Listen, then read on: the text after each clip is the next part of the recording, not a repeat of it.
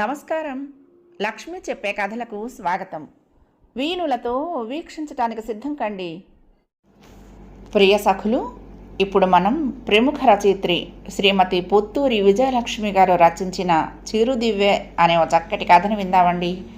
ఈ కథ 2010లో డిసెంబర్లో విపుల మాసపత్రికలో ప్రచురింపబడింది. ఇక కథ మొదలు పెట్టేస్తున్నానండి. అది ఒక చిన్న కుటుంబం. ఆస్తి, అందం, ఆరోగ్యం వీటన్నిటితో పాటు మంచితనం కూడా మేళవించిన వ్యక్తులున్న చూడచక్కని కుటుంబం. శేఖరం, ఆయన భార్య సుమిత్ర. శేఖరానికి బాపట్ల దగ్గర పల్లెటూరులో ఇల్లు పొలాలు ఉన్నాయి. ఆయనకు 2 కూతుళ్ళు, ఒక్కడే కొడుకు. పేరు శశాంక్. శశాంక్ భార్య విద్య. వాళ్ళిద్దరికీ ఒక్కతే కూతురు. పేరు శ్రీలలిత. వాళ్ళింట్లో అందరూ లలితా సహస్రనామ పారాయణం చేస్తారు కాబట్టి పాపకు ఆ పేరు పెట్టారు. శశాంకుకు మంచి ఉద్యోగం ఉంది. కూతురు పుట్టేదాకా విద్య కూడా మంచి ఉద్యోగమే చేసేది. శ్రీలలితకి ఇప్పుడు 10 ఏళ్ళు నిండాయి. మంచి తెలివైన పిల్ల. చదరంగం, సంగీతం కూడా నేర్చుకుంటోంది. ఇక పెద్దవాళ్ల విషయానికి వస్తే వారి జీవితాలకు అర్థము పరమార్థము కూడా శ్రీలలితే. అమ్మ నాన్నల శిక్షణలో ఆధునికతను, తాత బామ్మల దగ్గర సంస్కృతి సాంప్రదాయాలను నేర్చుకుంటూ అపురూపమైన బాల్యాన్ని చవిచూస్తోంది. కిందటి రోజు అలవాటు ప్రకారం కూతురికి అన్నం పెట్టడానికి వెండి కంచం కోసం వెతికింది విద్య. కనిపించలేదు. సర్లే, ఏ గిన్నెల్లో కలిసిపోయిందో అని వేరే కంచంలో అన్నం పెట్టేసింది. ఆ తర్వాత వెండి కంచం విషయం మర్చిపోయింది. తెల్లారాక ఆ విషయం గుర్తొచ్చి కంచం కోసం మళ్ళీ వెతికింది. వెండి కంచము, దాంతోపాటు వెండి గ్లాసు కూడా కనిపించలేదు. మీరేమన్నా తీశారా అత్తయ్య అని అత్తగారిని అడిగింది. లేదే, నేను తీయలేదమ్మా అంది సుమిత్ర. అత్తా కోడళ్ళిద్దరూ కంగారు పడిపోయి వంటిల్లంతా వెతికారు. అవి కనిపించలేదు.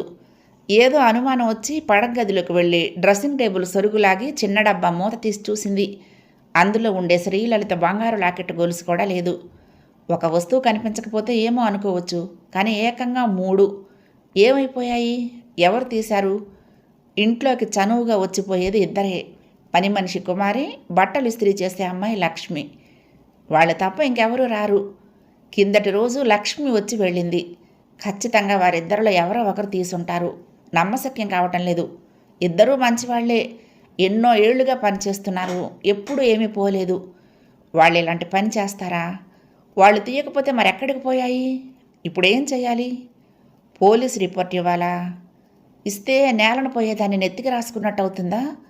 వస్తువులు దొరుకుతాయో లేదో నమ్మకం లేదు. కానీ పోలీస్ స్టేషన్ చుట్టూ ప్రదక్షిణలు చేయాలి. పోలీసులు ముందుగా పనివాళ్ళని తీసుకుపోయి 4 తగిలిస్తారు. పనివాళ్ల తరపు వాళ్ళు ఇంటి మీదకొచ్చి దెబ్బలాడతారు. పనివాళ్ళు పనులు మానేస్తారు. ఒకసారి వాళ్ళ మీద దొంగతనం మోపారని తెలిస్తే ఇంకెవరూ పనిలోకి రారు. పనివాళ్ళు లేని జీవితం దుర్భరంగా మారిపోతుంది. సరే, పోతే పోయిందని ఊరుకోవటానికి వీల్లేదు. ఇవాళ ఇదయింది, రేపు ఇంకోటి మాయమవుతుంది. అందరూ తలలు పట్టు కూర్చున్నారు. సర్లే, నేను చూసుకుంటానులే అని హామీ ఇచ్చింది అత్తగారు సుమిత్ర. పెద్దది, అనుభవజ్ఞురాలు, అత్తగారు చూసుకుంటుంది అనుకుంది విద్య. శశాంక్ ఆఫీస్కి, శ్రీలలిత స్కూల్కి వెళ్లారు. అప్పుడు కుమారి పనిలోకి వచ్చింది. రాత్రంతా నిద్రలేదు కుమారి అంటూ మొదలుపెట్టి జరిగిందంతా చెప్పింది సుమిత్ర. కుమారి ముఖం పాలిపోయింది. అదేంటమ్మా, ఎలా పోయాయి అంది అయోమయంగా. అదే మాకు అర్థం కావటం లేదు కుమారి, బయట వారెవరూ రాలేదు అంది సుమిత్ర. ఇల్లంతా చూశారా అమ్మా అడిగింది కుమారి. మాకు దొరకలేదు, నువ్వు చూడు, దొరికితే నీకు బహుమతి ఇస్తాం అంది సుమిత్ర. అదేం వద్దమ్మా, దొరికితే నేనే మైసమ్మ తల్లికి నైవేద్యం పెడతాను అంది కుమారి. పాపం, ఆమె భయం ఆమెది. ఇంట్లో ఏమైనా వస్తువులు పోతే పోలీసు రిపోర్ట్ ఇస్తారు. వాళ్ళు ముందు పని వాళ్ళనే పట్టుకుపోతారు. వాళ్ళ చేతుల్లో పడ్డాక ఒళ్ళు హోనం అవటమే కాకుండా దొంగ అనే పేరు పడుతుంది. ఇంకెక్కడా పని దొరకదు. ఇన్నాళ్లుగా ఇన్ని ఏళ్లలో పనిచేస్తున్నా ఎప్పుడూ ఇటువంటి పరిస్థితి రాలేదు. కాళ్ళు చేతులు వణికిపోతూనే వంటిల్లంతా వెతకటం మొదలుపెట్టింది కుమారి. హాల్లో ఫోన్ మోగింది. శేఖరం ఫోన్ తీశాడు. విద్య, నీకే ఫోన్ కోడల్ని పిలిచాడు. చిరాకుగా ఉన్న విద్య, ఎవరు, తర్వాత చేయమనండి మావయ్య గారు అంది. ఆ మాటే చెప్పాడు శేఖర్ ఫోన్లో. కాదుటమ్మా, అర్జెంటుగా మాట్లాడాలట అన్నాడు. విసుగ్గా వచ్చి ఫోన్ అందుకుంది విద్య. అవతల మహాలక్ష్మి జ్యువెలర్స్ షాపు యజమాని. ఎప్పుడైనా పెద్ద పెద్ద వస్తువులు పెద్ద షాపుల్లోనే కొన్నా ఇంటి దగ్గరలోనే ఉండే ఈ మహాలక్ష్మి షాపులో ఏదైనా అర్జెంటుగా కొంటూ ఉంటుంది.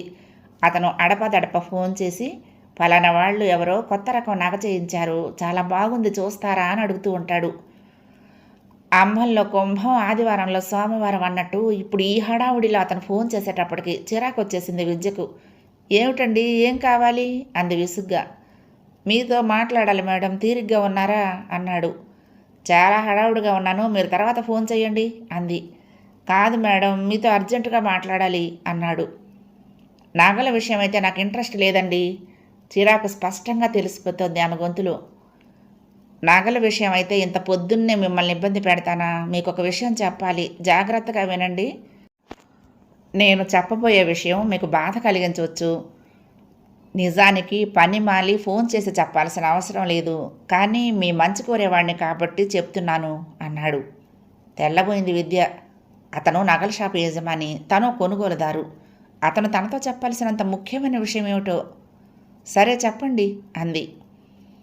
అమ్మ, నిన్న సాయంత్రం మీ అమ్మాయి మరొక అమ్మాయిని వెంట పెట్టుకుని మా షాప్కి వచ్చింది అన్నాడు. మా అమ్మాయా మీ షాప్కి వచ్చిందా? అవునండి, నాకు ఆశ్చర్యం వేసింది. ఏమ్మా, ఏం కావాలి, అమ్మగారు పంపించారా అని అడిగాను. కాదంకుల్, నాకు డబ్బు కావాలి. 250 గ్రాముల బరువు ఉండే వెండి కంచం, 50 గ్రాముల వెండి గ్లాసు, 15 గ్రాముల బంగారం ఉన్నాయి, అవి అమ్ముతాను అని చెప్పింది. నేను నిర్ఘాంతపోయాను. చిన్నపిల్లవి వస్తువులు అమ్ముతాననటం, డబ్బు కావాలంటాం, ఏమిటమ్మా ఇదంతా అన్నాను. కారణాలు అడగండి, నాకు కావాలి అంతే అంది. షాపులో చాలామంది ఉన్నారు, వింతగా చూస్తున్నారు. ఎందుకు అనవసరంగా గొడవ అనుకుని, ఇప్పుడు నాకు తీరిక లేదమ్మా, రేపు పొద్దున రా అన్నాను. పొద్దున్న నేను స్కూల్కి వెళ్ళాలి, సాయంత్రం వస్తానని చెప్పి వెళ్ళిపోయింది. ఈ విషయం చెప్పాలనే ఫోన్ చేశాను. మీ మనసుకి కష్టం కలిగిస్తే క్షమించండి అని చెప్పేసి సమాధానం కోసం ఎదురు చూడకుండా ఫోన్ పెట్టేశాడు అతను. కుప్ప కూలిపోయింది విద్య. కోడలి వాలకం చూసి కంగారు పడ్డ శేఖరం భార్యని పిలిచాడు. ఆవిడొచ్చింది. విద్య, ఏమైందమ్మా అని అడిగింది. అత్తగారికి సమాధానం చెప్పకుండా కూతురి గదిలోకి వెళ్ళింది విద్య. వెతకటం మొదలుపెట్టింది. ఎక్కువ శ్రమ పడకుండానే దొరికాయి. స్టడీ టేబుల్ సొరుగులో భద్రంగా కవర్లో పెట్టున్నాయి ఆ వస్తువులు. తట్టుకోలేకపోయింది విద్య. అత్తగారిని కావలించుకొని బావురుమని ఏడ్చింది. విషయం అర్థమైంది సుమిత్రకి. కోడల్ని అలాగే వదిలేసి వంటింట్లోకి వెళ్ళింది. వెతుకుతూ ఉన్న కుమారిని వారించింది. వదిలే కుమారి, నిన్న మా వియ్యపురాలు వచ్చింది, ఆవిడేమన్నా తీసిందేమో, నువ్వు నీ పని చూసుకో, మన సొమ్ము గట్టిది ఎక్కడికి పోదు అంది. కుమారి ముఖం కాస్త తేటపడింది. మామూలుగా పని చేసుకుని వెళ్ళిపోయింది. ఉన్నపాటున రమ్మని భర్తకు ఫోన్ చేసి చెప్పింది విద్య. అతను ఆఘ మేఘాల మీద వచ్చేశాడు. జరిగింది తెలుసుకుని పిడుగుపడ్డట్టు అయింది అతనికి. కూతురు దొంగతనం చేసిందనే నిజం జీర్ణించుకోలేక తలడిల్లిపోయాడు. ఆ తర్వాత నలుగురు ఒకే చోట కూర్చున్నారు. తిండి మీద ధ్యాస లేదు, ఎవ్వరూ మాట్లాడుకోవటం లేదు. వాళ్ళ మనసులో ఎన్నో సందేహాలు. ఎందుకు చేసింది ఈ పని? ఏం తక్కువ చేశాము? చెడు స్నేహాలు చేస్తోందా? ఏమైనా చెడ్డ అలవాట్లకు లోనైందా? అన్నీ ప్రశ్నలే. మామూలుగా సాయంత్రం 4 ఇంటికి వచ్చింది శ్రీలలిత. రాగానే నేరుగా అడిగేశాడు శశాంక్ కూతుర్ని. తీయలేదని బొకాయిస్తుందని, భయపడిపోయి ఏడ్చేస్తుందని, ఇంకెప్పుడు చెయ్యనని ప్రాధాయపడుతుందని అనుకున్నాడు. కానీ లలిత ముఖంలో ఆ భయం లేదు, బాధ లేదు. అవును నాన్న, తీశాను అంది. అమ్మాలనుకున్నావా? అవును. ఎందుకు చేశావు ఈ పని? నాకు డబ్బు కావాల్సి వచ్చింది నాన్న. మరి మాకెందుకు చెప్పలేదు? చెప్పకుండా దాచాలనుకున్నాను అంది. మాటకు మాట బదులు చెప్తున్న కూతురును చూసి శశాంక్ కోపం అవధులు దాటింది. చాచిపెట్టి లెంపకాయ కొట్టాడు. విద్య కూడా కోపం పట్టలేక వీపు మీద 4 వాయించింది. బావురుమని ఏడ్చింది. తాతయ్య అంటూ తాతగారి వైపు వెళ్ళబోయింది. తాతయ్య లేదు, ఏమీ లేదు, పద అంటూ రెక్కపుచ్చుకొని లాక్కెళ్ళి గదిలో పడేసి తలిపేశాడు శశాంక్. మరి కాసేపటికి ఆ ఊళ్ళోనే ఉన్న అమ్మమ్మ, తాతయ్య, మేనమామ వచ్చేశారు. వారిని చూడగానే మరొకసారి ఏడ్చేసింది విద్య. జరిగిందంతా మరొకసారి వివరంగా అడిగి తెలుసుకున్నాడు మేనమామ. సారీ అయినా చెప్పడం లేదంటే ఇది చాలా సీరియస్ విషయం. ఈ రోజుల్లో పిల్లలు చాలా త్వరగా పెడదారి పడుతున్నారు. మన వల్ల కాదు. నాకు ఒక మంచి ఫ్రెండ్ ఉన్నాడు, చైల్డ్ సైకాలజీలో స్పెషలిస్ట్, సైకియాట్రిస్ట్గా మంచి ప్రాక్టీస్ ఉంది అతనికి. అతని దగ్గరికి తీసుకువెళ్దాం, అపాయింట్మెంట్ తీసుకుంటాను అన్నాడు. విద్య మళ్ళీ బావునమని ఏడ్చింది. శశాంక్ కూడా కన్నీళ్లు పెట్టుకున్నాడు. వాళ్ళిద్దరి వంక జాలిగా చూశాడు మేనమామ. లేచి వెళ్ళి డాక్టర్కి ఫోన్ చేసి అపాయింట్మెంట్ తీసుకున్నాడు. 8:30కి తీసుకురమ్మన్నాడు డాక్టర్. సుమిత్ర కళ్ళు తుడుచుకుంది. స్కూల్ నుండి వచ్చాక పాప ఏమీ తినలేదు, అన్నం పెట్టి తీసుకువెళ్దురు గాని అంది. ఆవిడ ప్రాణం వెలవెల్లాడిపోతోంది. అసలు కంటే వడ్డీ ముద్దు కదా. కంచం తీసుకుని గదిలోకి వెళ్ళబోతున్న భార్యను వారించాడు శేఖరం. ఇటివ్వు, నేను పెడతాను అన్నాడు. అన్నం పెడుతూ కథలు చెప్పటం తాతగారికి, తింటూ వినటం మనవరాలికి ఎంతో ఇష్టం. తలుపు తీసుకుని లోపలికి వెళ్ళాడు. మంచం మీద ముడుచుకుని పడుకుని ఉన్న శ్రీలలిత తాతయ్యను చూసి నవ్వింది. ఏడ్చి ఏడ్చి వాడిపోయిన ఆ ముఖం చూసి ఆయన ప్రాణం కలుక్కుమంది. దగ్గర కూర్చుని తల నిమిరాడు. అన్నం తినమ్మా అన్నాడు. కంచం తీసుకుని ఆకలిగా తినసాగింది పాప. అమ్మలు నిన్ను డాక్టర్ దగ్గరికి తీసుకువెళ్తారు అన్నాడు మనవరాలితో. డాక్టర్ దగ్గరికా? ఎందుకు తాతయ్య, నాకు బాగానే ఉందిగా. కాదమ్మా, తీసుకెళ్ళాలి. ఇంజెక్షన్ ఇస్తారా తాతయ్య? భయంగా అడిగింది. ఇవ్వరమ్మా, ఊరికే నీతో మాట్లాడతారు.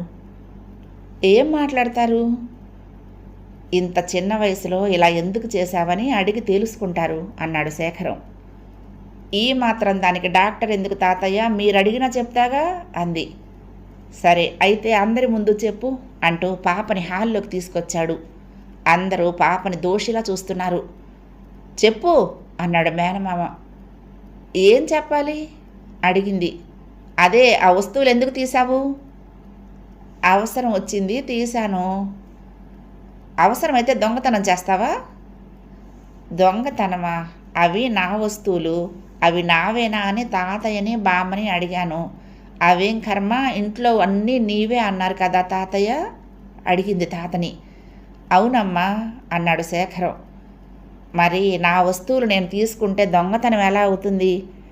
ఓసారి తాతయ్య కొబ్బరి తోట అమ్మి అత్తయ్యలకిస్తే అమ్మ గొడవ చేస్తూ ఉంటే నాన్నగారు అమ్మను కోపడ్డారు. ఆయన తోట ఆయన ఇష్టం, అమ్ముకుని ఇష్టం వచ్చిన వాళ్ళకి ఇస్తారు, మధ్యలో నీకేం కష్టం అన్నారు కదా. విద్య తల వంచుకుంది. శేఖరం, సుమిత్ర ఒకరి ముఖాలొకరు చూసుకున్నారు. శశాంక్ ఇబ్బందిగా కదిలాడు. మేనమామ కలక చేసుకున్నాడు. వేలుడంత లేవు నీకు ఇన్ని తెలివితేటలా? అవి అమ్మి ఎవరికిద్దామనుకున్నావు, అదైనా చెప్తావా?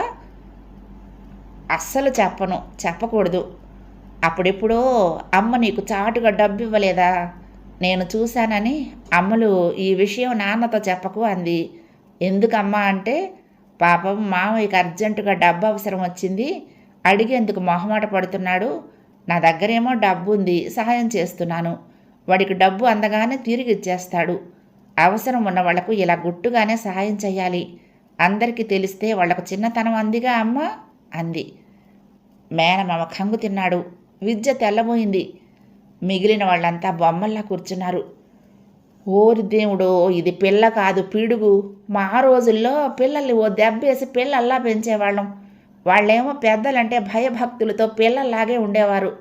ఇప్పటి వాళ్ళు ఒకటి అడిగితే 10 విషయాలు చెప్పి పిల్లల్ని పసితనంలోనే పండితులను చేయాలని చూస్తున్నారు తల్లిదండ్రులు. ఇదిగో ఇది దాని ఫలితం అని మొత్తుకుంది అమ్మమ్మ. నువ్వు నోరు మూసుకో అని కసిరాడు ఆవిడ భర్త. చూడమ్మా, ఇవన్నీ పెద్దవాళ్ల సమస్యలు, పసిపిల్లవు నీకెందుకు అన్నాడు మేనమామ. అవుననుకో మామయ్య, కానీ నాకు అవసరం వచ్చింది కదా అంది. నాతో చెప్పు, ఆ వస్తువులు అమ్మకుండానే నీకు కావలసిన డబ్బు నేనిస్తాను అన్నాడు శేఖరం. పాప కళ్ళు మెరిశాయి. ప్రామిస్ తాతయ్య అంది. ప్రామిస్ అమ్మా. వెంటనే వెళ్ళి లలిత తాతగారి దగ్గర కూర్చొని చెప్పడం మొదలుపెట్టింది. వాళ్ళింటి దగ్గర ఓ పార్క్ ఉంది. ఆ పార్క్ వాచ్మెన్ పేరు మొగిలయ్య. అతని కూతురు మాధవి. ఆ అమ్మాయితో శ్రీలలితకు మంచి స్నేహం కుదిరింది. తన ఇంటి గురించి, తన స్కూల్ గురించి ఆ అమ్మాయి చెప్తుంది. తన వివరాలు లలిత చెప్తుంది. ఇద్దరికీ ఆర్థికంగా చాలా తేడా ఉన్నా కుటుంబ విషయాల్లో పోలికలున్నాయి. మాధవికి ఓ తాతయ్య ఉన్నాడు. ఆయనకి ఊళ్ళో కొంత పొలం ఉంది. ఈసారి టమాటా పంట వేశారు. కొంత అప్పన్నా తీర్చవచ్చుననుకునే తరుణంలో ధర పడిపోయి కిలో పావలాకి ఇస్తామన్నా ఎవరూ కొనలేదు.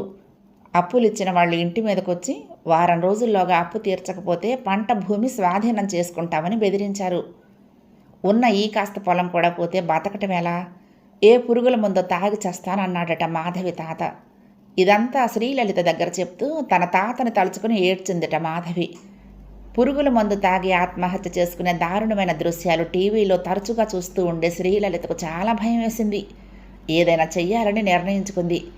గతంలో అమ్మ వెంట నగల షాపుకు వెళ్ళినప్పుడు ఎవరో వెండి బంగారాలు అమ్మటం గుర్తొచ్చింది. ఈ వస్తువులు నావేగా అని అందరినీ అడిగి రూఢీ చేసుకుంది. తను ఏం అడిగినా విసుక్కోకుండా సమాధానం చెప్పే తండ్రిని అడిగి వెండి బంగారం ధరలు తెలుసుకుంది. క్యాలిక్యులేటర్ మీద లెక్కలు వేసి చూసుకుంది. అయిన వాళ్లకు సహాయం చేసేటప్పుడు గుట్టుగా చెయ్యాలి కాబట్టి ఎవ్వరికీ చెప్పలేదు. విషయం అంతా పూసగుచ్చినట్లు చెప్పేసింది శ్రీలలిత. ఆఖరణ తాతగారి దగ్గరగా జరిగి ఆయన భుజం మీద తల వాల్చుకుంది. మాధవి తాతయ్య కూడా నీలాగా చాలా మంచివాడుట. మాధవికి అన్నీ కొని పెడతాడుట, ఎన్నో కథలు చెప్తాడట. నువ్వు బాగా చదువుకుని టీచర్ అమ్మవు కావాలి అంటాడట. మరి అలాంటి తాతయ్య ఆత్మహత్య చేసేసుకుంటే మాధవికి తాతయ్య ఉండడు కదా. నా దగ్గరేమో డబ్బు ఉంది కదా అని సహాయం చెయ్యాలనుకున్నాను. తప్ప తాతయ్య అంటూ బావురుమని ఏడ్చింది. శేఖరానికి దుఃఖం ఆగలేదు. వింటున్న వారంతా కూడా కంటతడి పెట్టుకున్నారు. అప్పటిదాకా దోషిలా కనిపించిన ఆ చిన్న పాప ఎంతో ఎత్తుకు ఎదిగిపోయింది వారి కళ్ళకి. మర్నాడు సాయంత్రం శ్రీలలిత ఇంటి నుండి వాళ్ళ ఇన్నోవా కారు బయలుదేరింది. డ్రైవింగ్ సీట్లో శశాంక్, పక్క సీట్లో మొగులయ్య, వెనక సీట్లో శేఖరం, పక్కన శ్రీలలిత, మాధవి ఉత్సాహంగా ఉన్నారు. వాళ్ళ ఊరు గురించి, తాతయ్య గురించి ఒకటే కబుర్లు చెప్తోంది మాధవి. ఇక్కడలాగా అక్కడ కాసిన చిక్కుడుకాయలు కొనుక్కోము. మా తాత పొలం నుంచి తువ్వాల్లో మూట కట్టి తెస్తాడు తెలుసా అంటోంది. వాళ్ళని చూసి ఆనందిస్తున్నాడు శేఖరం. ఆయన జేబులో 15,000 ఉన్నాయి మాధవి తాతయ్య కోసం. కథ సమాప్తం. ప్రియ సఖులు, ఈ కథ మీకు నచ్చితే తప్పకుండా లైక్ చేయండి, షేర్ చేయండి, కామెంట్ చేయండి, సబ్స్క్రైబ్ చేసుకుని నన్ను ఎంకరేజ్ చేయండి. ఉంటానండి. ప్రేమతో లక్ష్మి, కృష్ణాతీరం దుర్గమ్మ సన్నిధానం. నమస్తే.